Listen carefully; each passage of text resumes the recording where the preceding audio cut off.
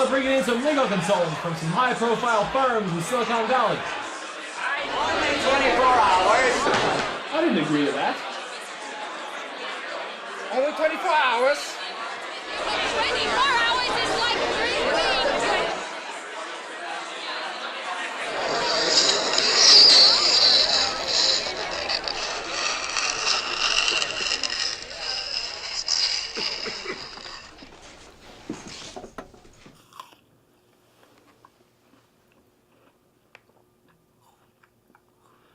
Y'all know me.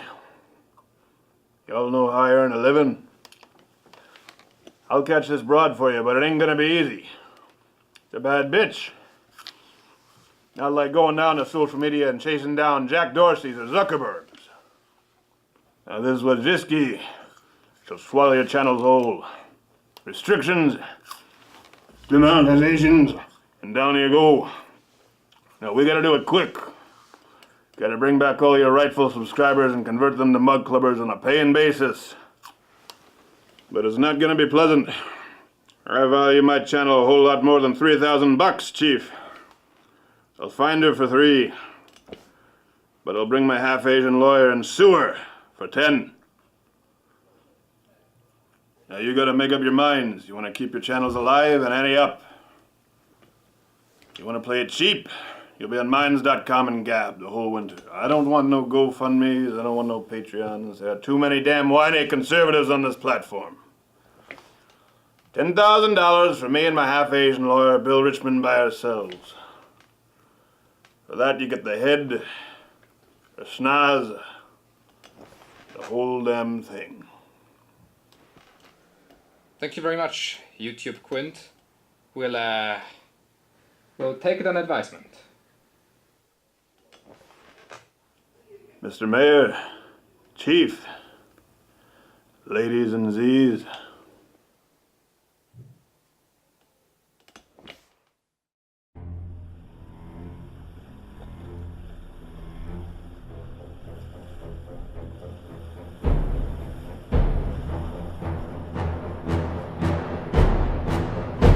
Louder with Crowder Studios, protected exclusively by Walther and Hopper.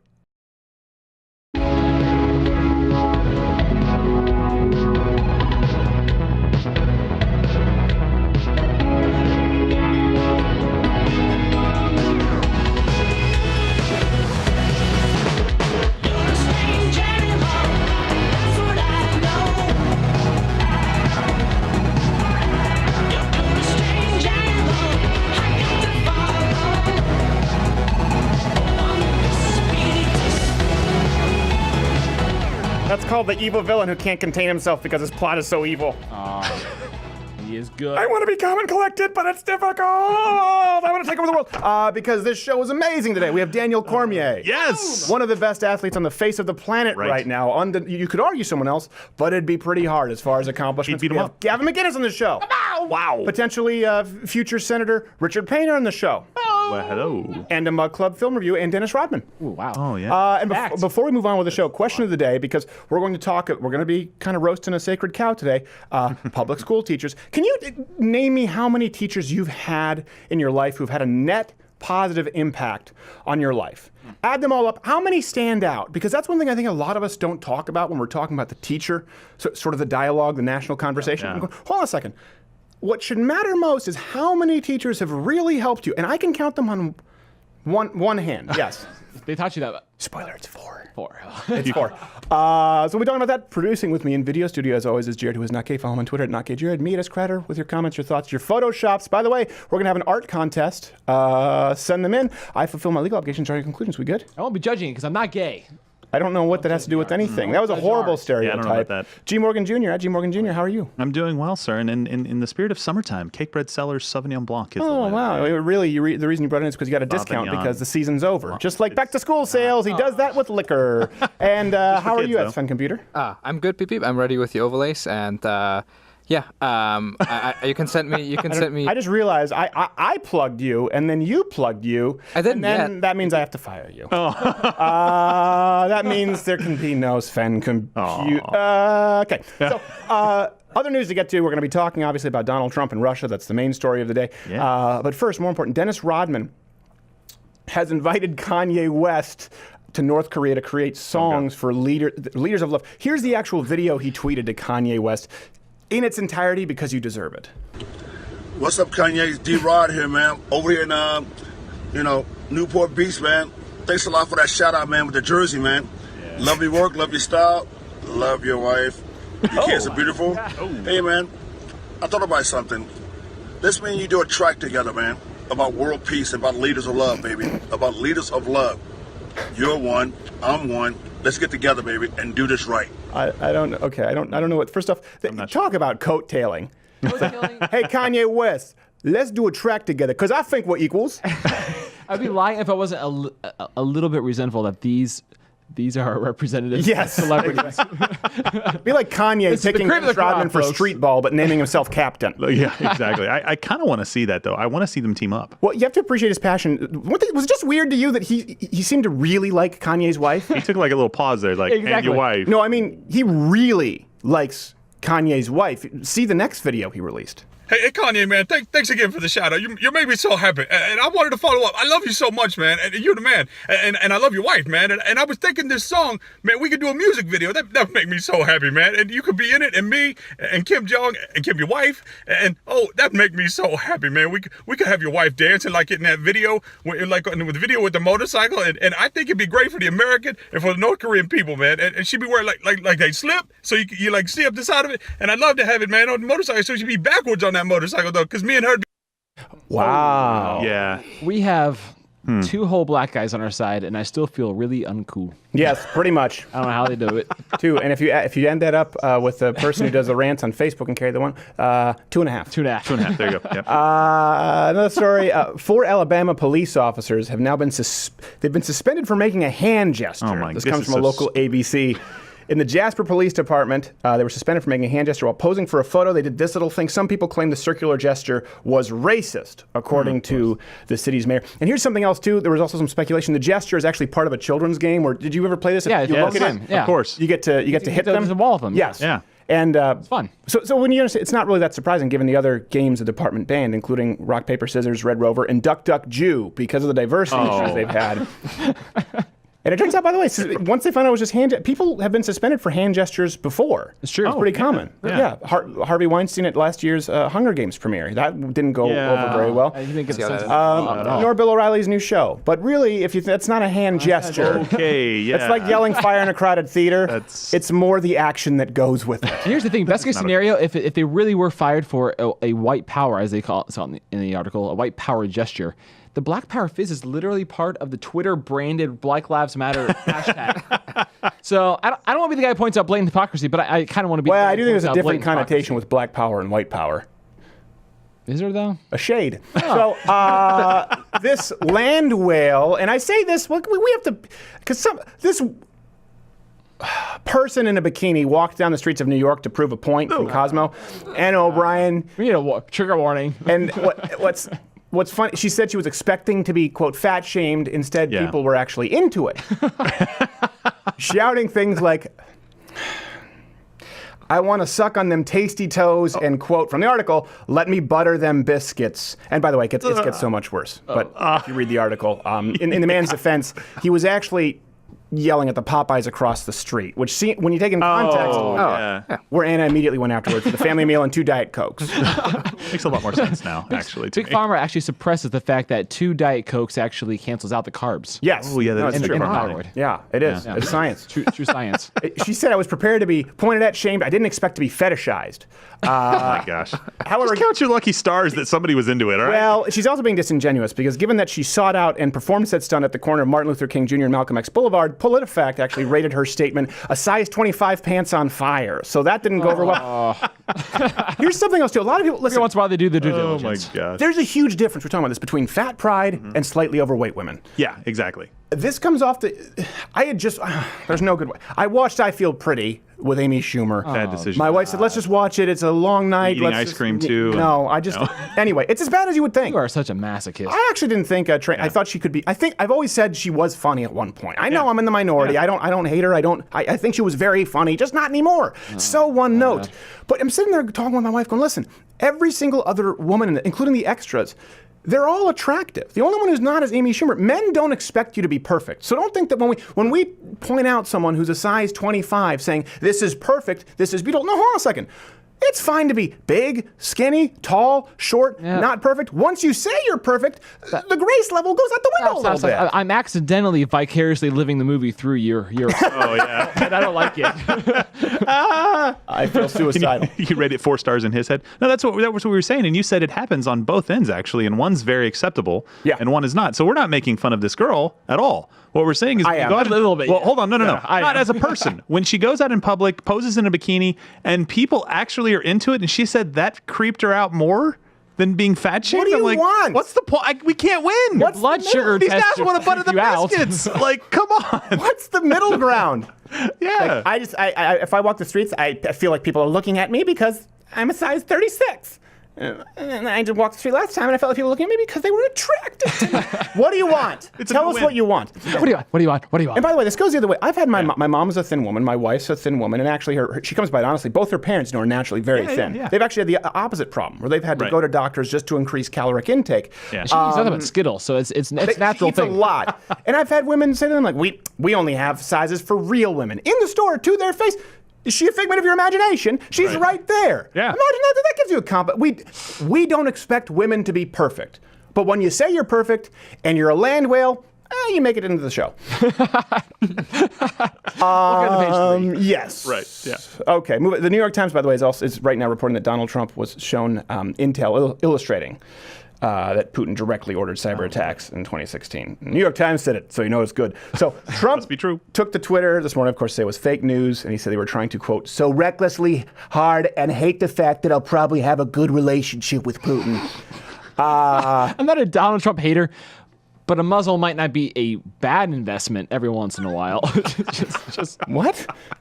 Oh, muzzle. I thought you said Muslim. or at least some What, are handcuffs. you advocating All indentured the servitude? tweets. This is not Oh, Malaysia God, no. or Indonesia or Dubai or UAE or everywhere Muslims You congregate. progress enough?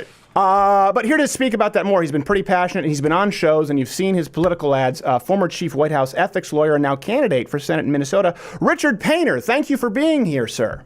I'm not happy about it, Stephen. Well, that's a bad start. Not happy about what? About being here. About all the rubbish on the show. All the junk that's been coming from our president and the complete hooey of Russia is handling thereof. I tell you, Stephen, this whole thing has been a Dumpster fire. fire. Dumpster fire. Jinx, you owe me a Coke. Why would I owe you a Coke, Stephen? It's just a colloquialism. Don't I worry. don't even drink that crap. I wouldn't drink it if you paid me a dime and lit my ass on fire. Okay, what do you drink? I don't know. I drink what the good Lord gave us. Water. Sugar. Water. Right, so what bothers you most about this week's handling of Russia, if you were to put a finer Well, point? you got a president who goes out there and praises Putin, and then he says that he meant a different word. This man lit a stage 5 dumpster fire and thinks he can fix it with an unzip of his flag. A what? A zip of his... Everyone knows you can't just piss out a dumpster fire. I'm not even sure as to... And then he wants to tell the American people that it's just raining. But it's not. It's just Donald Trump pissing on his own raging dumpster fire. Okay, so then what's your The solution? president has been in bed with Russia, and now he's trying to sell the American people a dog. A dog? He's trying to... Well, we all know you can put lipstick in a dumpster fire. That don't mean you can kiss it, I don't think that's a thing. because then you end up looking like Liam Neeson from Darkman. Okay, that's an odd reference to make. I think The we should... raging swamp in D.C. has been a dumpster fire for far too long, and I'm gonna put it out. Me, Okay. Richard Painter. Wait, is it a swamp fire? It's a raging swamp fire, and I'm the one who can put it out. Okay, Senator, according to your own analogy, you could just put out the swamp fire with its own swamp water. Right there. Enough with your flim-flam. So you seem to think you're a tough guy, huh? Going around pissing on fires. Senator, I didn't piss on any fire. Well, here in the land of a million leaks, I'll show you a thing or two about pissing on fires. Not get your hang up. I know how to piss on a fire. No. Let's hang up. You know what? We apologize to our viewers and wish only the best for Senator, perhaps Senator Painter. I hope he finds what he's looking for. Okay, moving on with other things that'll be wildly unpopular. You know, we've offended all the. You know what the truth is? We actually get a lot of emails from people and comments of women going like, "Yeah, you know, I'm slightly big, and this doesn't offend me at all. I can't stand those people." Yeah, they're called everybody else. On the bell curve, they occupy all of it. You're just a curve. By the way, hit the notification bell and join Mug Club if you people haven't yet joined Mug Club. It's the only way to support this show. We don't keep the lights on with YouTube, and of course, live stream every Thursday at 8 p.m. Eastern. It's never changed. Okay, so this was an article in Time magazine called "It's the Only Way These Teachers Are Working Summer Jobs to Make Ends Meet." Cue the violins. This is going to be a little bit of an unpopular opinion. It's time for another Sacred Cow Cookout. We could probably, that could stand to be improved. Was it an MS Paint? I feel like that thing came out of the computer that printed where you had to take off the edges. Yeah. Awesome. So unpopular opinion, but stay with me. Yeah. All right?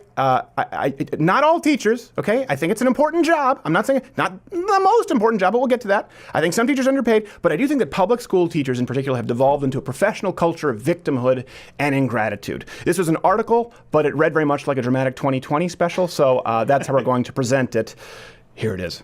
Will Dunn's summer break technically started May 18th, but he works every day. He wakes up and drives to a space he's rented in an office building in Lawrence, Kansas, starting a 7-hour shift at around 5 a.m. as a transportation consultant, advising on long-distance chemical hauling, before clocking out at noon to go spend time with his kids. Okay, if you weren't aware of the agenda at play here, this would actually read like a very mild work day. You're off at noon? Wow. That's it? That's awesome. This is how you lead the horror story? I haven't worked a short 7-hour shift since I was 21 years old. I was probably 16. It's been a long time. This man's been forced to work the everyday 9 to 3. I know it's 9 to 4. I exaggerated with 1 to make a point because I think I've earned it here. I've earned it. The article only gets, look, it's all a far cry from Dunn's normal routine. For most of the year, he's a high school math teacher. But school's out through August, and his salary doesn't cover his 4-year-old's preschool tuition or 8-year-old's dental expanders. Dunn must supplement his job with an income from a summer job. Okay, time for our leftist lexicon. School's out equals vacation. Okay, let's be really clear about this. It's called summer vacation for a reason. Yes, and by the way, again, we work with some people who are teachers who actually work on this show part-time, okay? Yeah. Brilliant people. It's not all teachers, but the ones who talk about in this article. Pretty damn whiny, I've had it with you. And summer job, or as it's interchanged in this article, second job, really means job for everybody else. Yeah, we don't get 3 months off. We don't get 2.5 months off. We don't get 1 month off. Nope. Glad you cleared that up for everybody here. Also, the title, It's the Only Way, can be substituted with, this is one of a multitude of ways, but I want more money as well as 3 months off, so I'm going to do it this way and then bitch about it. And then I'm going to protest when it's really not about the kids. It's about me making more money for working less time than the average American. It's about the children. Really? Hold on, strike that. Your Honor, does it have to be on the record? Your Honor. It already is. No, it's done. Damn it. Done deal. And here it goes. It goes on more. Dunn's not alone in having a summer side hustle. Educators are statistically 30% more likely to have second jobs than non-teachers. Okay, back to the lexicon. Second job equals job. And frankly, I find this number surprising when you consider I'm horrible at math, and I caught this. When you consider the average American job is 260 plus days per year, teachers are only contracted to work 185 days per year. Gosh, that's a good gig. I'm surprised it's only 30%. That means that if you... I'm not good at math, so hold on. Carry the one. 70% of teachers don't. That's called statistically significant. They get to have their cake and eat it 3 months out of the year, too. The 3.1 million public school teachers in the U.S. earned an average of only $59,000 during the 2016-17 school year, according to the National Education Association Labor Union. Wait, did you say only? Yeah, I know. Only. Okay. Really? So this is about $6,600 a month, okay? Yeah. Prorate that to a 12-month job, and it's close to $80,000. It's like $79,000. That's $20,000 more than the national median income of $59,000. Okay? That's insane. That's median, by the way, not even average. That's a lot of money. That's more money than I'm paying my employees. Is that a bad thing? It is a terrible thing. No! I make them work every day of the year except for, a few. Think about that. Again, this is not I'm not trying to tar and feather all teachers. This is one of those subjects. And I think people are getting a little bit tired of it. Yes. Like, you can't, it's the most important job. How about neurosurgeon? Is that in there somewhere? ER doctor, perhaps. And we're just saying all teachers. Listen, you taught social studies, right? Okay? You did pre-kindergarten. That's not exactly the same as trigonometry. You're exactly Mrs. Frizzle. No, exactly. Well, and one of the reasons we bring this up is because you guys go on strike all the time for very obvious reasons. You want to get paid more money, and you're in a teachers union that then lobbies the government to set your pay. Well, by the way, when people talk about big money and Koch brothers, just look at public sector unions. It's not even close. It should be illegal. And you cry to us every single time it's about the kids, it's about the kids. And for most of you, or a lot of you, I don't know the number, it's about kids. But when you're out there asking for a 20% raise, like in Arizona, we haven't been there yet. We're about to get to it. Sorry, yeah, but I'm sorry. I have to step on something eventually. It's called foreshadowing. Back to 2020, Thanks, boys. Gerald. It's also expensive to work in education. 94% of U.S. public school teachers report paying out of pocket for supplies, spending an average of $479 a year. Again, I'm horrible at math. Oh, what? But are you serious? $479? That's $40 less than an intern pays out of pocket for a smartphone. She had to buy Crayolas on her own dime. I have twice that amount in receipts I just have never turned in because I'm like, I have a brilliant idea. How about we just pay them $500 a year less and give that money to students for supplies? Problem solved. It's not coming out of their pocket anymore. Yes. It's good. That's not why Knock Your Door doesn't turn in. It's because you can't expense report a ball gag. It's true. I have tried multiple ways. For this show, yes, you could. Yeah, for this show, we literally have. We literally have. I think twice. Twice. One of them, my mother had to do it. That's an uncomfortable. That's an uncomfortable Excel sheet. Here's the thing: most people, I think, have some kind of gripe with their jobs, and our hearts just are naturally. Our hearts are oriented toward like a state of lack of gratitude and ungratefulness. Right. Teachers just have a lot more time to get together and bitch about it than most people. That's the only difference. Yes. Stop it. I have to tell them to use a number 2 pencil so that it doesn't mess up the Scantron machine when I put it in. Is that still the technology? They're still using number 3s and 4s. It's like I'm talking to a wall. To reiterate, to be specific, 3 months more time than everybody else has to Let's say 2. Let's say 2. Let's be really generous. But do they still use Scantrons? I was about to say, is that the technology? Do they even have non-number 2 pencils? I've never seen one. What? Is it a thing? I don't know. Like, why don't you say number 2 pencil? Number 2 pencil. And what happened to number 1? What happened to number 1? Did we just get rid of it and never give it any kind of acknowledgement and credit for what it did? No. I guess its contributions will be remiss. We skipped it. All right, more from the voice. Ooh. That's what fueled a 9-day teacher strike this past March in West Virginia. Because they're doing a great job in West Virginia. They have the worst educating record. Teachers. After teachers found out they'd only be getting a 2% raise, they organized en masse, eventually forcing the governor to increase their pay by 5% and pause healthcare price hikes. Protests for higher wages quickly spread everywhere, from Oklahoma to Colorado. Oh, okay. A 5% raise is far above the average of 3% annually for American workers. Yeah. All right? And like you said, teachers elsewhere in Arizona got a 20% raise. That's insane. Across the board after strikes. It's almost like greediness is contagious. And they didn't teach the kids 20% better. The test scores didn't go up 20% more, all right? The schools didn't run 20% more on time. Using 20% less Scantrons. Yeah, exactly. 20% less number 2 pencils. At that point. This is great. And this is what we're talking about, too. This is where, like we're talking about with the fat pride deal, what it is the grace window closes when there's ingratitude, right? Yeah. If teachers just said, okay, listen, it's 3%, we want a 3% raise, 5% raise, okay, let's go with that at that point. But let's say someone says, you know what, all right, I'm going to give you a 6% raise. That's twice the national average. They're excited to give the teachers, but you say 20%. Guess what? Yeah. You think that person wants to be gracious to you? You're done now. You think the public, the taxpayers, you think they're happy with this performance? It's the exact opposite. Ingratitude closes doors, and that's why I say that the tides are shifting right now with a lot of teachers, particularly as you have more private schools, particularly as you have more people doing school online. Yeah. There's a lot of competition. Not all teachers are great, and we'll get to that in a second. Yeah. Back to The Voice. As teens drop summer jobs, teachers like the Sullens are picking them up. Forget lifeguarding or delivering newspapers. Instead, educators are taking advantage of the gig economy. Some walk dogs through WAG, a pet sitting app, or some deliver packages for Amazon Flex, where employees can earn up to $25 an hour. The horror. Okay, you only work 9 months out of the year, so you're forced to take a completely flexible, name your own hours, high-paying part-time job. Hard to get fired job. Thanks to the modern economy, by the way, during your 2-month vacation, because you only make the equivalent to $20,000 more than the national average plus lifelong benefits. And by the way, this sharing economy, the gig economy, is the economy that all the far leftists who support your unions 99% of the time, look it up at Open Secrets, hate. The socialists hate the sharing economy. This is awesome. Seriously, my God. Bernie Sanders. I just got gout. Uber and Airbnb are. Shut up, you old socialist coot. Irony is too rich. The Sullens. Sorry, Sullens is a first name. I need to make sure I get this correct, because when they're like, oh, you had it. The spirit's the same.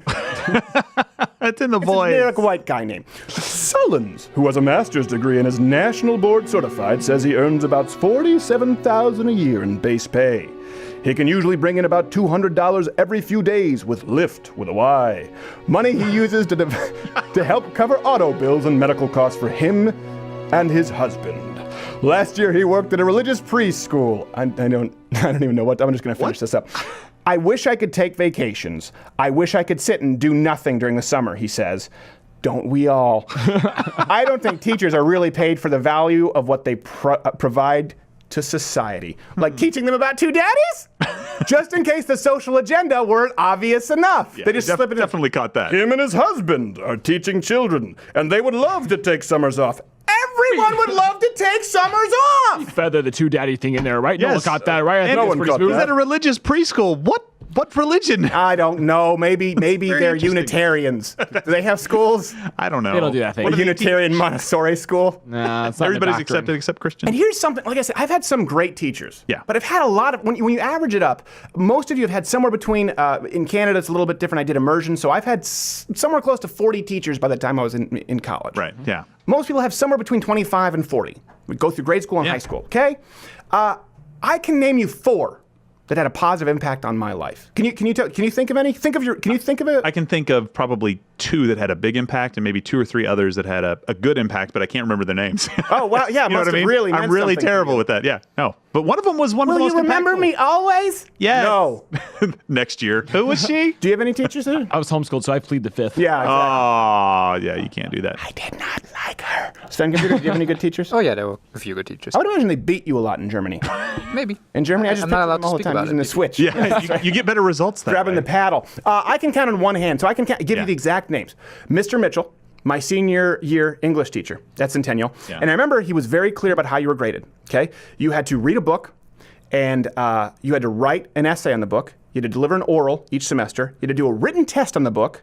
And then you had to do a written test on something like kind of grammar. And then you also had 10% of your grade just for writing every single day in a journal. Yeah. He said, if you do these things, this is how you're graded. And kids loved him. He stayed after class, and the school board came to him and told him that his grades were too high, so he just took it down by 5 points next semester so he wouldn't get fired. See, this is why we hate schools. Mrs. Berman taught me about World War II, the Holocaust, in 9th grade. She was one of the few board-certified people. And while she reprimanded me, she actually encouraged kind of the class clownsmanship that you see today. She was like, you're being a smart ass. You can do it, just not on my time. I find it funny, but I will kick you out. Now we know who to blame. She could have nipped it in the bud. I can remember Mrs. Roberts, and my 7th grade homeroom teacher stayed after school to help me with my math. And then Mrs. Naidu. Here's a good example. Strict, fierce, small, I think South Indian lady. She was very dark, darker than most black people. I mean, she was really dark. Yeah, Camouflage. And most kids didn't like her. Most kids did not like her. So it was that year, by the way, in the 4th grade. And it was my whole childhood up until Quebec, where midway through that year, I had to be in French immersion. And I think I've spoken with you guys about this. That's where you do half in English, half in French. Yeah. So I was learning math, history, geography in French, and I fell behind. I think they might have thought I was learning disabled. I'm not entirely, but the point is, midway through the year, for some reason, all I knew is they switched me to learning English, learning in English, and I was fine. Once I started learning in English, I was like, oh, he's not retarded. he's just slow doing math in French. I was about to say, you mean I'm speaking a language? It's very difficult trying to learn math, which I don't know yet. Right. Seriously? And it didn't have so much to do with math. It was just really hard for me. So Mrs. Naidu stayed after school, and she taught me long division, which I can't do now. I cannot remember. And we have calculators, don't worry. The crazy thing is, it took about 3 sessions. Yeah. And same with my senior year of high school. I never opened my math textbook because I had a teacher. I won't name him. I really liked him as a person. Horrible math teacher. 73% of his students would fail their provincial exams. But 3 sessions for me to learn long division, which I didn't learn all. Think of that. Half of the school year. Nothing. Nothing! You get nothing. Good day, sir. You're learning disabled. Good day to you. The school system, the public school teachers taught me in 3 sessions with a truly devoted teacher, I learned it all. Yeah. And I put it this way, I'm not condemning all teachers. What do I think? Let me simplify it. I think Miss Naidu deserves a 6-figure executive salary, and the other teachers deserve intern base pay. There you go, in a nutshell. Yeah, absolutely. I have a quick, easy solution to this. If you take the school system that we have right now and you make people compete for jobs, teachers are going to make a lot more money. Every one of them could possibly get a raise if you take it out of the government sector and put it in the public sector. Oh, is that really what you think when you think it's performance-based in this intrinsically paternal system? Look, remember that Matt Damon talking to reporters? Like, you use words that you pulled out of your Harvard dictionary, I guess. Because it doesn't apply. Intrinsically paternal system has nothing to do with competitive-based pay. Those are just dummy. sounds. Yeah. Also, I have a buddy who is a teacher right now, and we love the good teachers. We love them. Obviously, you've said that before. My buddy's a great teacher, but he chooses to do it. He knows he's going to make less money, and so therefore he doesn't complain when he makes less money and works a second job. He chooses to do it because he loves the fulfilling aspect of it. He gets to so into people, and that's fantastic. Go for it. But don't then complain to me that you want 3 months off and more money. And the longer you do it, you know what? You're hurting other. Just like the size 25, the size 36 person we were talking about. She hurts the women who are slightly chubbier, because the more you demand that people accept you as perfect, the more you demand that everyone take you for what you are and take it at face value for perfect, the less grace people have for you. Teaching is the single most important job in the world. Now, if you said, listen, I think teaching is an important job, you'd have a lot of grace from people going like, oh yeah, it's an important job. It's the most important. Well, Dr. Parsons separated conjoined twins at the head. What'd you do today? NASA? It's the most important. Teachers are the most underpaid job. Hold on a second. Not necessarily. What about anesthesiologists? They're off by a degree. You get killed. I know they're paid a lot. I want them to be paid a lot. I've been put under twice. I want them to be good at their jobs. Now, if you just said teachers are generally underpaid, most people go along with you. Yeah. Again, you close. People miss more opportunities in their life for ingratitude than I think. It's just an attitude of gratitude. It's not about being this false sort of positive self-help. It is about appreciating what you have and using that as your platform from which to propel yourself forward. You will open doors by being grateful. People will want to be gracious to you. All right, speaking of very gracious, Not Gay Jared forced me to do this. It is time for a Mug Club movie review.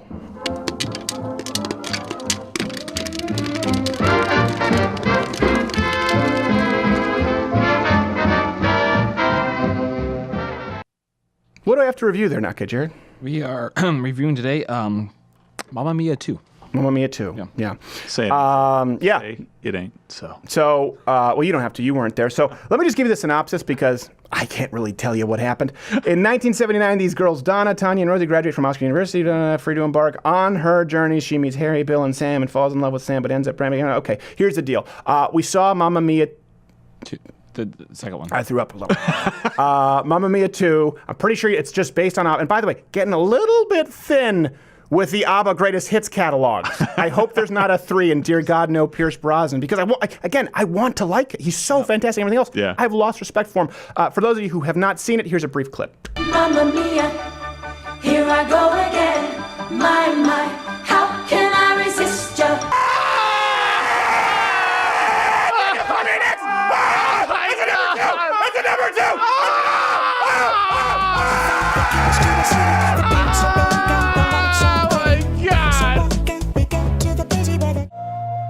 And now for Hopper Proverbs, sponsored exclusively by Mug Club. It is said that if you give a dog some cheeses, you feed him for a day. But if you give a dog a cow, I don't know how to make cheeses, but if I had a recipe and some thumbs, I probably could figure it out. Just on Mug Club so Steven can give Hopper more cheeses, because he has thumbs. Stay tuned for more Hopper Proverbs, sponsored by Mug Club.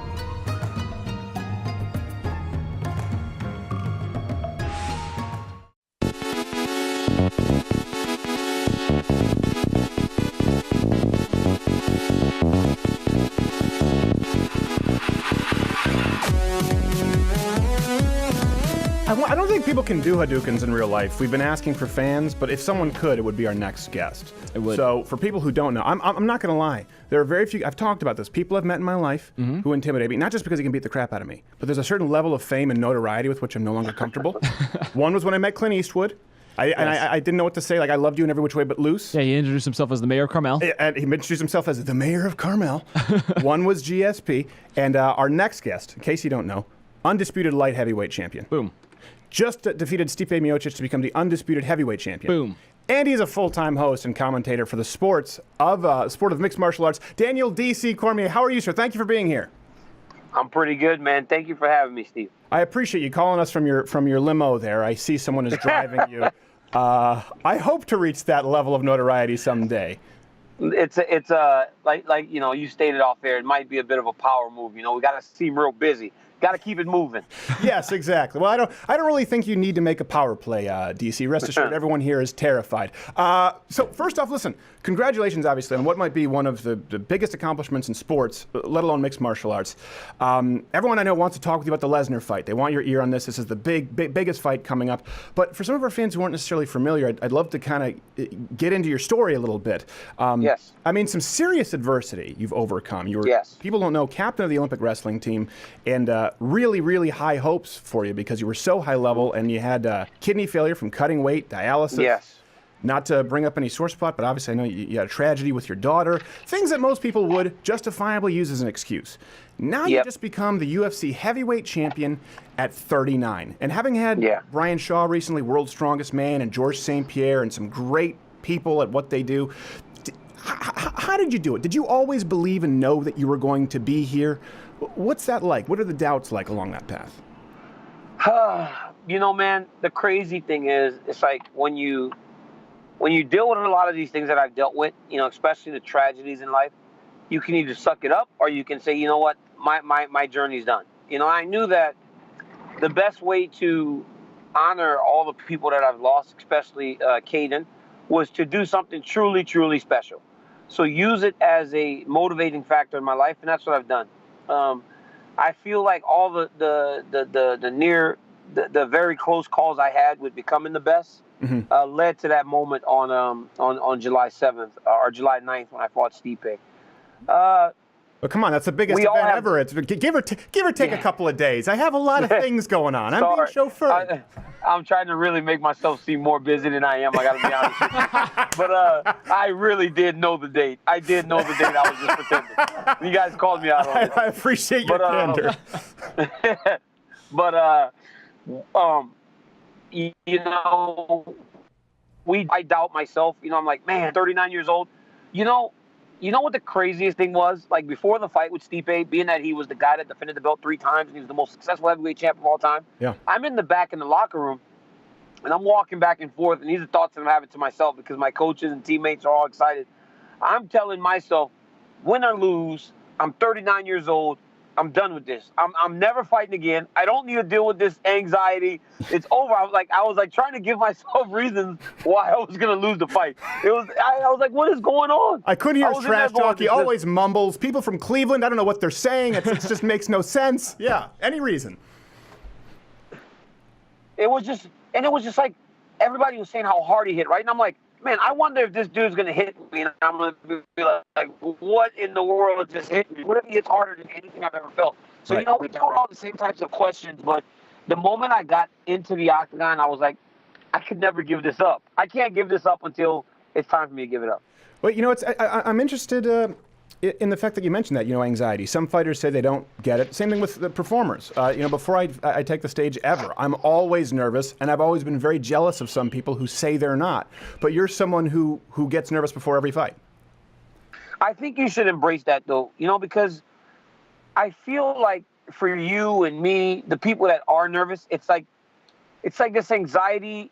For me, it's competitive nerves, right? Like, I'm excited about the opportunity to compete and test myself and challenge myself, but not knowing what the outcome is going to be makes me on alert. And I feel like the times that I'm not like that is when I'm going to lose a fight. And I feel the same way with you, right? Like, if you're going onto a stage, you have a job to do. Right. You have a message to get across.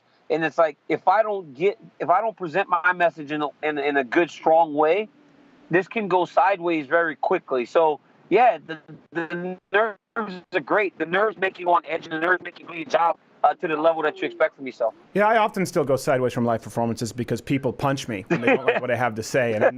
But okay, I have some other questions I wanted to ask you, but let me ask this specifically about that fight, because now understanding, I didn't know this, the anxiety, the sort of self-doubt you had.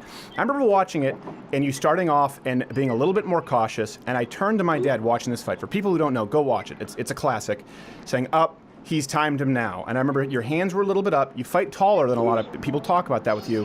And you rolled with the punch coming in. That over-under as he pivoted, it seemed like you had drilled that 1,000 times. Did you kind of get a sense when you were in there going, okay, I've been here before. I know what's about to happen?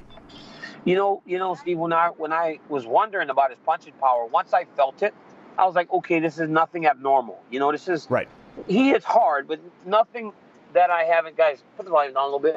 Nothing that I haven't, my kids. That's good. And I'm also like, hey, I'm super busy driving the car and raising my kids while doing the interview. Look, I appreciate it. I am a busy man. I'm just kidding. But I was like, okay, it's not abnormal. I kind of got his timing a little bit. Let's see what happens. But when he went to that underhook, I limped to get my underhook because time and time again, early in the fight, I tried to uppercut him, right? Right. We had picked up on something Stipe does when he backs out of the clinch.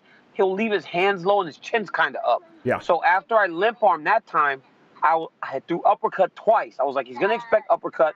His hand stayed a little bit low, so I threw the overhook, and it landed. I mean, it's just something that me and my coaches, especially Rosendo Sanchez, did over and over again. We went uppercut, hook over the top, uppercut, hook over the top, and once it presented itself, he disappeared from in front of me, and I was like, oh my goodness, this is actually happening right now. Yeah. Well, it was like a fairy tale. Don't take your foot off the gas. It was like, oh my goodness, and he's up. Crap. Because I've seen that.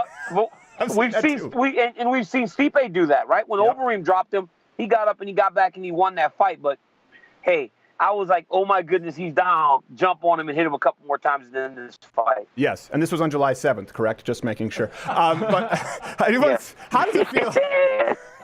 How does it feel at this moment in time to know that you are virtually 100% certain there is no man walking the globe who could defeat you in unarmed hand-to-hand combat at this moment in time? They say the heavyweight champion is the baddest man on the planet, and I'm the UFC heavyweight champion. So it's a good feeling whenever you accomplish things that you've looked forward to your entire career. I've come up short before, so to accomplish that goal and beat a guy that was so well thought of, it's big. Okay. The thing is with me though, I'm a shorter guy, right? I'm not the most muscular guy, right? So guys, I wouldn't say that, DC. I would say you're about average. You're a good-looking guy. I wouldn't say any of those things. Yeah, I'm a good-looking guy. Trust me. Hey, I'm a good-looking guy. I'm beautiful. Yes. To my wife. But I'm beautiful to my wife. But people wouldn't try Stipe because he's 6'4", 250 pounds. Right. They see me, I'm 5'11", 240 pounds. Like, I might be able to whip that dude. Yeah. Disclaimer, don't try me. Okay. All right. Well, okay, let me get more specific because it's a very gracious answer. Josh Barnett, to me, we can bring up this clip. I don't think you can see it right now, but one of the most amazing moments in all of fighting, you throwing Josh Barnett, and I know you have a lot of love for him, so I don't say this to at all denigrate the guy, like a small child. And for those who don't know watching, Josh Barnett is a tremendous wrestler who could throw any of us like a small child. When you're fighting one of the UFC champion himself, one of the best wrestlers around, and the discrepancy is so huge between you and someone like that in this fight, does that confidence carry into the next fight, or is it still back to 0.0 and you have those doubts and that anxiety? I always have the nervousness that will never go away. But when I fought Josh Barnett, I knew that I was ready to fight everybody. That was the fight where I felt I grew up. Like I was like, man, I am a true martial artist now.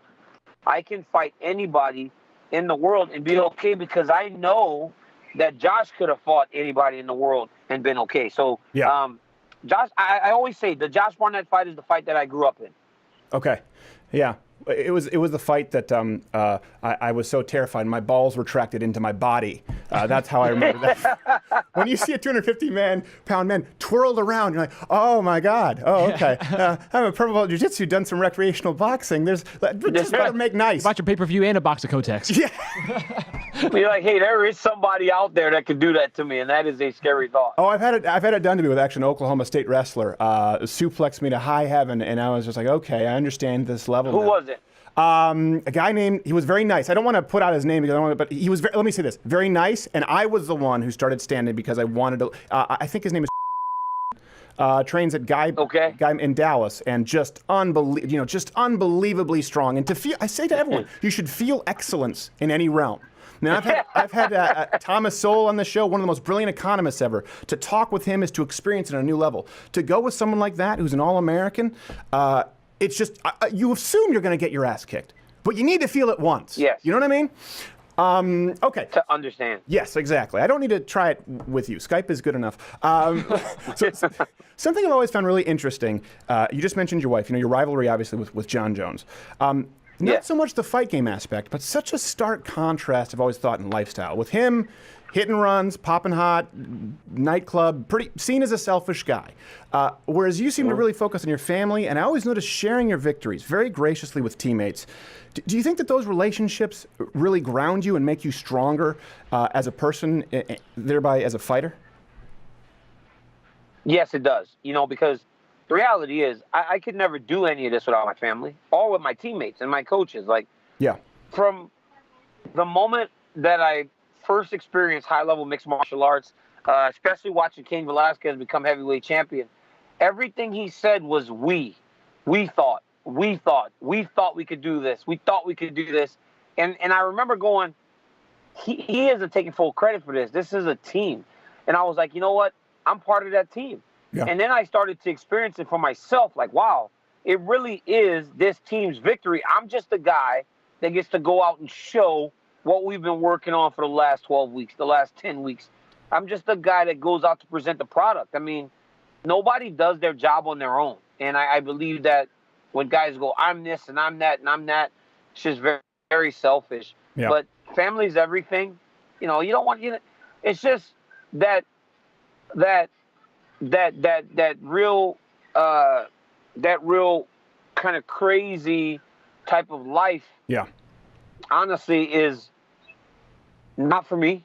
It's obviously for Jones, but it's also what makes Jones so good, right? Because he lives so like on the edge. Yeah. Like I think he might be like one of those guys that needs to live on the edge. So when he lives on the edge, he also fights like that, right? Like not many guys can just be absolutely free inside of the octagon, and I think Jones is one of those guys. That's why you see him doing spinning kick.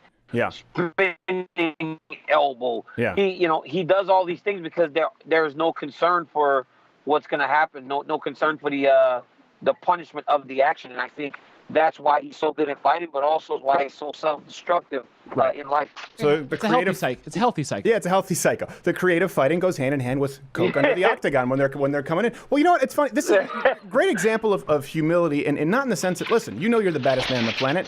You're not lying about that. It's not false humility, but gratitude to people who helped you do that. And we're talking a lot about masculinity, this idea of toxic masculinity today. I think you're a good example, so people can understand that there's a balance between gratitude and also being real in looking yourself in the mirror. And not to stay on a sore spot, but this is the final question I do want to ask on that man. You've beaten every man you've ever fought, obviously, soundly, not named John Jones, and then he pissed so many times hot. He was melting USADA cups like they looked at the Ark of the Covenant, right?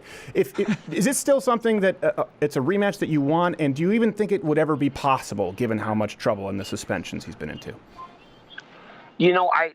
Our business is a partnership, right? Because as two guys that have to fight, we have to promote the fight. We have to get to the fight. We have to do everything together to present the fight as it's supposed to be. And there's been a number of occasions where we haven't. You know, for John and I, the 2 fights that we've had, we've been scheduled 5 times. Right. And for one reason or the other, we haven't fought. I would fight him again. I'm a competitor. You know, I would love to fight him again. I just don't know if it works in the time frame for what I have left in my career. You know, I've said for a long time, I will retire by the time I'm 40 years old. That's next March, you know, and when I started saying it early, people thought there's no way, but we had years away from that date. But now as we get closer, everybody's like, wow, this guy might be serious. Yeah. I just don't know when John's going to be back. And honestly, that's his fault. I mean, Yeah. I can't hold or allow him to dictate anything that goes on in my career anymore. Well, man, I think that's a healthy way to look at it, because I know, like you said, the guy was in your head for a while. I mean, it was a rivalry for sure. You two did not seem to like each other. All right, listen, I feel like we're familiar enough now. So let me toss you a bit of a curveball. The nickname DC. It's not really a nickname, Daniel Cormier. It's just your initials. No. Can we get something more going here? You know, and this was my nickname when I first started fighting at Oklahoma State. Was Zach Esposito is the assistant coach at Oklahoma State. When I would go in there and hit pads with my cousin, they called me the Kung Fu Panda. And I was like, the moment I could change that, I changed it. The moment everybody else was called. Okay, so you kind of DC, but I can change that. I'm changing it. I don't know. I think Kung Fu Panda's got a nice ring to it, and I hate to tell you this, but a lot of people watch this show, and you might get a few people now saying the Kung Fu Panda, but in a nice way. I tell you what, it's a lot better than self-given nicknames like the Dentist, the Skull Crusher. I'll take it over that, but still, sure. I think we could do a little better. Could you imagine Bruce Buffer, Daniel, Kung Fu Panda, Cormier? It'd be ridiculous. The only people that would enjoy it are my children. Yeah, well, there you go. On your last fight, have Bruce Buffer belted out in his shark suit and just let it rip. All right, listen, I know you're busy and you're there. Look, wait. You have no idea how much pride Bruce takes in those suits. Those are all custom made beautifully for Bruce Buffer. And for the bigger fights, you may find just the material is just phenomenal. We share locker rooms when I call the fights, and the care that Bruce takes of his suits, it is something to behold. Trust me. Absolutely. And there's a lot of words inside the lining. Like inside the lining, there are so many words and like phrases. Bruce Buffer's does he have positive affirmations in his lining? He's got so much stuff in the lining, dude. Like, I'm the greatest commentator of all time, and I'm the GOAT. There's like so much in Bruce's jacket. It's just Bruce's catchphrase. Real life James Bond. Whoever wins just gets to strip him naked and take that. Yeah, exactly. That's that instead of the belt. Just reminders. Don't forget to say, it's time. Got it. Push Bruce on the ground and steal his jacket. That would be the day that that would be the funniest thing in the octagon. Somebody pushes Bruce down and takes his jacket off. Don't do it, because if the Diaz brothers are listening, they will. All right. That is Daniel Cormier. You can follow him on the Twitter, of course, at DC_MMA. You can watch him on television everywhere. And listen, man, we are, every time you fight, we're rooting for you. Me and my dad, we're huge fans. I really appreciate you taking the time and the insight as well, man. Thank you so much. I appreciate you for having me. Thank you. Be well. Gavin McInnes after this, I think. There we go. P-O-G. Hey, one library of the week. Thanks so much for people who are supporting the show. It means, and when I say support, I mean those who've joined Mug Club, louderwithcarter.com/Mug Club. It's $99 annually, $69 for students, veterans, or active military. Just enter it in as a promo code.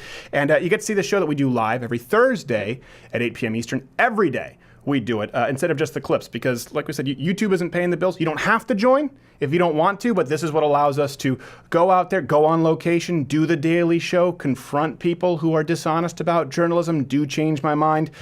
It's all put together by you, the Mug Club members, and it's also why we don't have so many commercials for all of the weird sponsorships that you hear across a lot of podcasts. I mean, how many different containers do you need? louderwithcarter.com/Mug Club. Enjoy the show.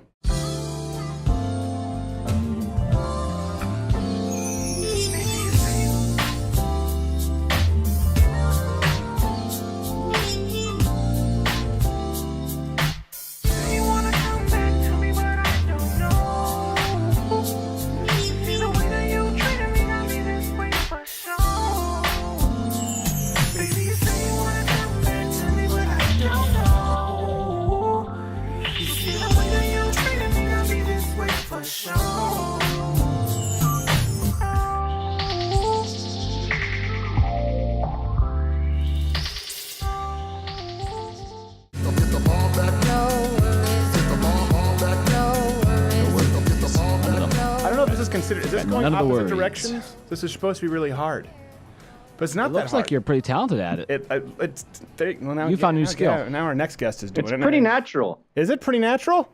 Yeah. Well, It's all natural. Now I don't feel like I've done it. It's all natural these days, kids. It's all ball bearings. All right, at Gavin_McInnes. He has a show over there at CRTV, and I believe Not Gay Jared is going to be on his weekend program here in the coming weeks. Gavin McInnes, how are you, sir? I'm great. Not Gay Jared is on the show tomorrow night, which is exciting because I was interviewing homeless people on the street the other day, and they were very excited about you, sir. Yeah. Well, there you go. There you go. There's something. He's That's got to count called- for something. There's hobos in New York City that are interested. What were you doing with these I have hobos? options. Oh, I interview people on the street for MOS, and there's a popular bum in New York called the Hater Hobo because Okay. he's so mean. Yeah. And he was like, I love Louder with Crowder, man. Wow, that's very nice. I thought you were saying you loved Not Gay Jared, which would lead to more questions. Yeah, exactly. It's all the same. Yeah, If you yeah. love Louder with Crowder, you love an integral part of it. If you like the Stern Show, you like Robin Quivers. I'm not familiar with this nomenclature. So one thing I will say is, first, before we get to anything else, do you like your chair? I noticed we have the same chair. Now, I used to have one of these from a long time ago. It's a Herman Miller. It used to be great, and now it sucks. It hurts. It hurts? What are you talking about? It used to be, I had an old chair, and then they changed manufacturer, and now it's like there's this thing digging into my back. It's like the Princess and the Pea, only with herniated discs. Oh, well, you can adjust that thing in the back. We're speaking, of course, of the Aeon chair. It's an $800 chair. It's made of these mesh fibers where there's no real bottom of the chair. It just suspends you. When you fart, it goes through the mesh and into the atmosphere. That's its There's no primary collective. purpose, but they won't put it in the brochure, but everyone knows that's why you buy it. All right, listen, so have you been following this, the bonobos, the toxic masculinity video that's been circulating here this week? I probably have. All right. I have a bad frontal lobe, but my back lobe is probably very familiar with it. You have a tremendous right. Okay, we're going to show a clip just to refresh your memory and then get your thoughts. Let's go real quick. Masculine. Adjective. Having qualities or appearance traditionally associated with men. Especially strength and aggressiveness. Some of the synonyms are Macho. Manly. Muscular. red-blooded. My goodness. Strapping. Strong. Brawny. Powerful. None of these really sound like me. I think that's what gets us in trouble is when we say that there's only one way to be a man. So many individuals, they try and fit, and it just gets to a point where it's too much. Where they are doing harm to each other. So you're probably familiar with it now. A couple of things here. I noticed some serious asymmetry going on there. And nary a real man in the group. I know this is a hot topic of yours. Did you have a seizure when this occurred? Yeah, I had a seizure inside, an internal seizure, but I'm such a real man that I can keep that to myself and not show it outwardly. Okay, all right. Listen to some of those adjectives, too, that they have a problem with. Strong. Men are meant to be strong. I'm not strong. Well, then you're letting us down. It's like beautiful. I know women are not all supermodels, but every woman wants to be pretty. We have this new reinventing the wheel where there's no rules, and a 400-pound woman with burns all over her face is just as pretty as the top supermodel. No. Well, hold on a second. The burns, I don't think we should toss into the same boat. Shit, that might be out of her control, especially if she served, but the 400 pounds, I'll go with you. If it within that person's control or not is irrelevant. The point is that some people are prettier than others. Some women are more feminine than others. Some men are more manly than others. You can't just throw out the whole definition. Yeah. Or there's nothing to aspire to. I didn't so much find it funny that they had a problem with strong, but red-blooded. Red-blooded. I mean, we're getting a little loose with what gets tossed under the umbrella here. None of these things describe me. You're reptilian? What's happening right now? The conspiratorial YouTube of the Illuminati right, they're going nuts. Yeah, this is, and one thing too, Gavin, I know you've talked about this, and obviously people get mad when you discuss it and there's a controversy, but the reality is no one expects all men to be all these things. Like you said, they are just good qualities. That being said, the left doesn't see strength as a good quality. They see it as they're goals. Yes. They're goals. And the modern man is a socialist little wimp. And what he does is sit at home all day and be soft. And he's probably the child of a single mom, and he gets a mani and a pedi. And I would say, at least between millennials and young men today, that's actually the norm. The whole strong, red-blooded, I'm tough, I don't cry. I want to date hot chicks and party. I think that's becoming a minority. So those guys we just saw are actually the oppressors there. They're the ones getting people fired. They're the ones making everyone uncomfortable. The real man is kind of gone. Well, I don't even listen. Obviously, I don't so much care right now. There's this pickup culture, the hot chicks and party, but we are talking about a young generation of men who aren't learning how to be fathers, how to be good husbands, how to be good leaders of their community. You know, this is a big. I don't know if you heard Barack Obama's speech recently. Where was he? He was abroad. He was in South Africa. South Africa, that's right. And he said, I know it's easy to think that democracy is gone and it's been given over to the strong man, something along those lines. I'm going, well, hold on a second.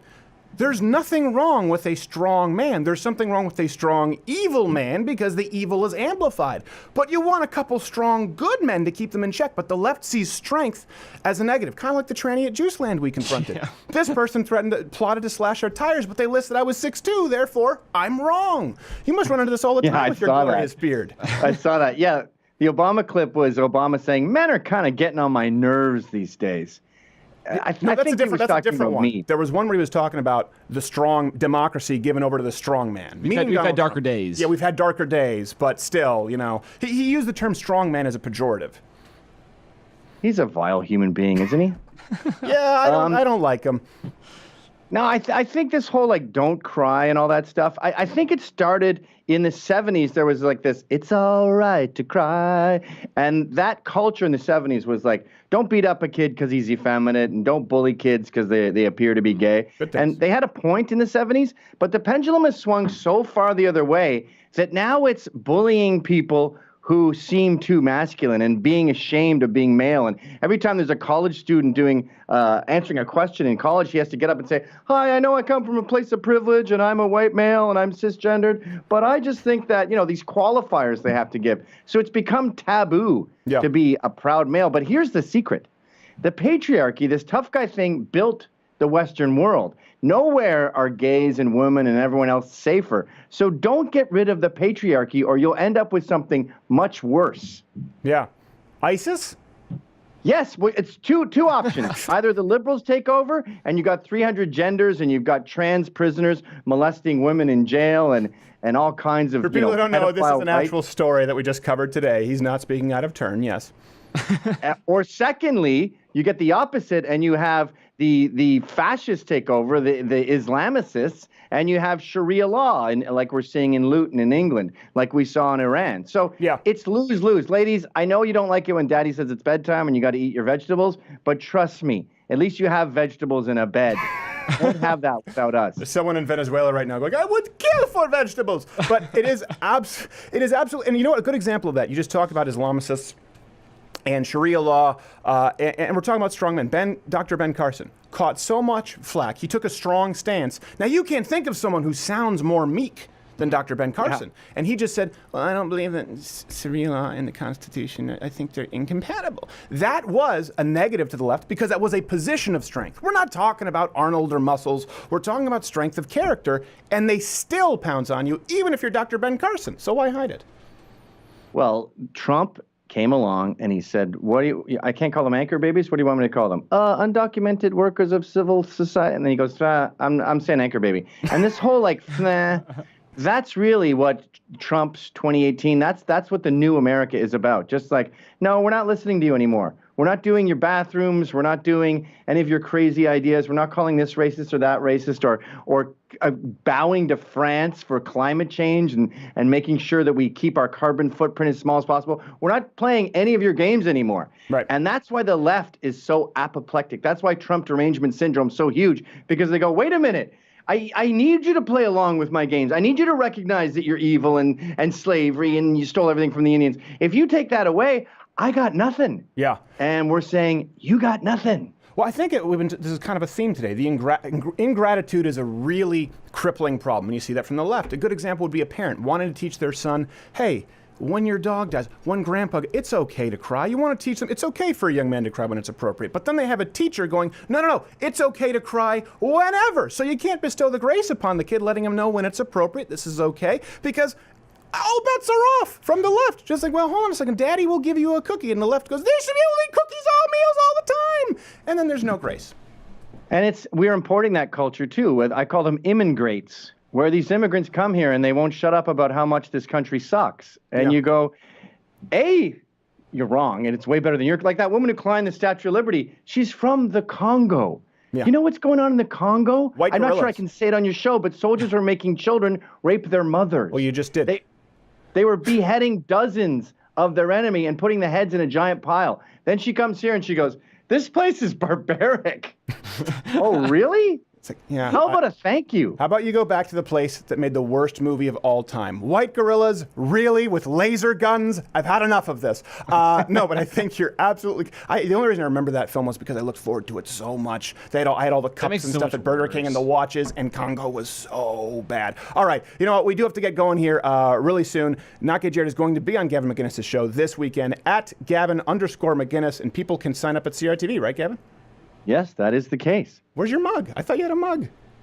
Oh, it didn't catch on as well as someone else's mug, so I kind of let it fall by the wayside. All right, we'll fix that in post. Gavin, thank you very much. Hope you've had your shots. Not Gay Jared's coming your way. We'll wrap this up after this. I like more than a friend. And now for Hopper Proverbs, sponsored exclusively by Mug Club. It is said that tall fences make friendly neighbors, unless your neighbor is a squirrel, because they can crawl on the fence and then I want to chase them, but they can stay up on the fence. And those guys are dicks. Stay tuned for more Hopper Proverbs, sponsored by Mug Club.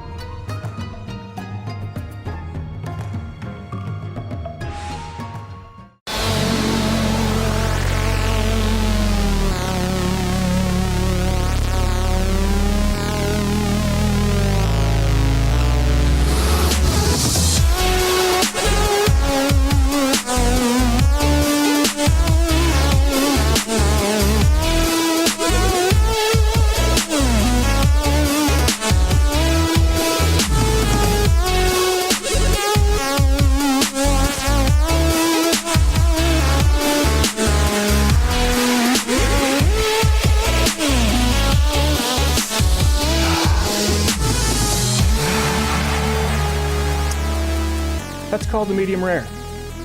Just the classic drowning dance, because when you have such a fine cut of meat, sometimes you don't need to doctor it up. Yeah. Sometimes you just go with the classic drowning dance. This is called. There's still blood. on my There's still hands, so I'm blood pushing from all the wrong buttons. Blame Mamma Mia. Yep. Blame the Mamma Mia. Well, we're good though, right? Good though. We have Daniel. Thank you. I hope we have him back on the show. Hope so too. And Gavin McInnes. Yeah, go watch Daniel Cormier fight.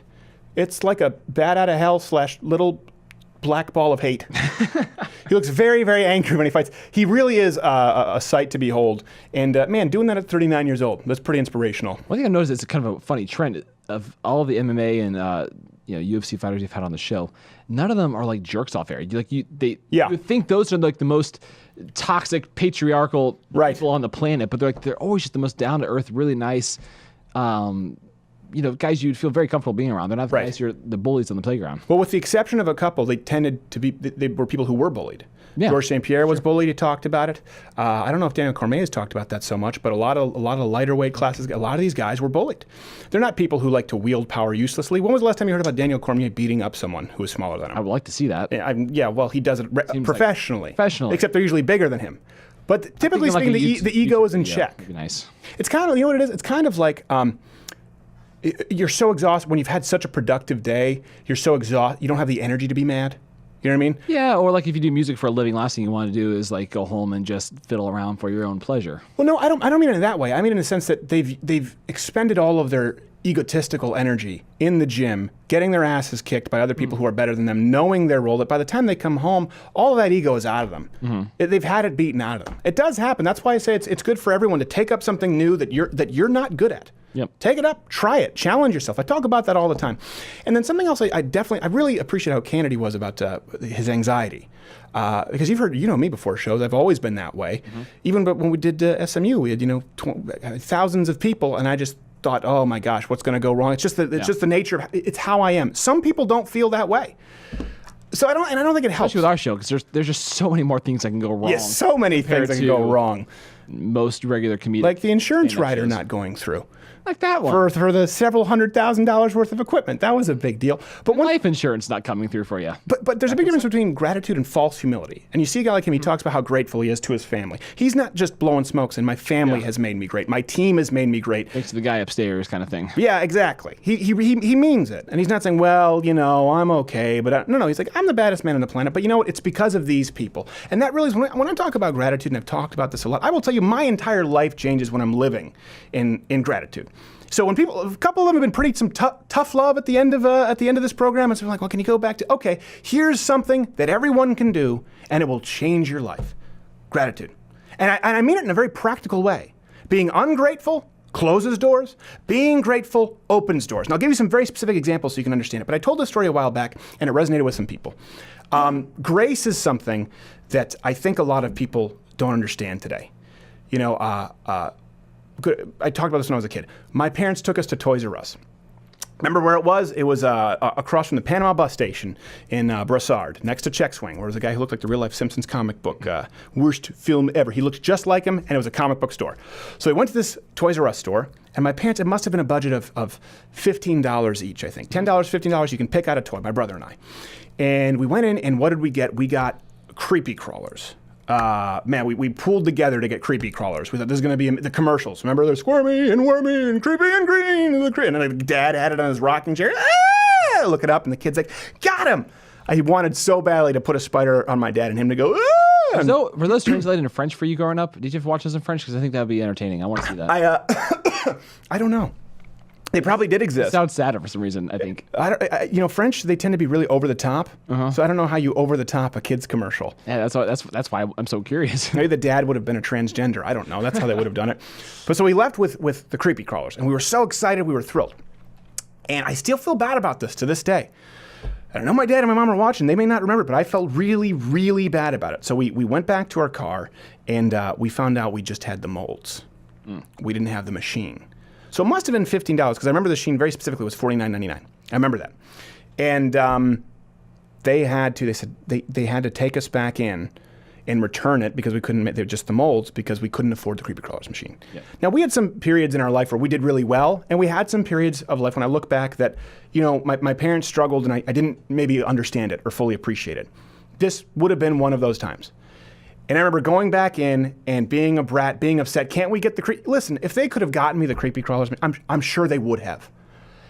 And we had to go back. To screw you. No, they weren't. They were. Here's the thing. I was being a spoiled little jackass, and they were already being gracious.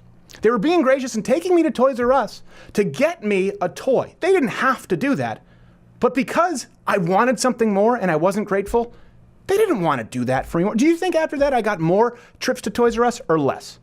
Probably less for a good. I went through a dry spell there. Looking back, now I know why. I remember cold showers. I remember. Here's something else too. I went back in and we had to get Stretch Armstrong, and he had a wiener dog. I don't remember his name, but they were mini ones because we couldn't afford the big Stretch Armstrong, and mine broke right away. The Stretch Armstrong, the arms just tore right off. But my brother, our producer, Johnny Boy, I grew up with in high school when we met him, junior high. He saw the wiener dog toy because it became one of our favorite toys. Stretch Armstrong's little wiener dog toy. It would stretch out and it was really cool, and it was a wiener dog, so it was funny. All the jokes. Yep. And if we'd have had our way, if we'd have had what we deserved, we would have never experienced a toy that ended up being creepy crawlers, came and went, and that wiener dog was in the house until my brother went to college, I believe.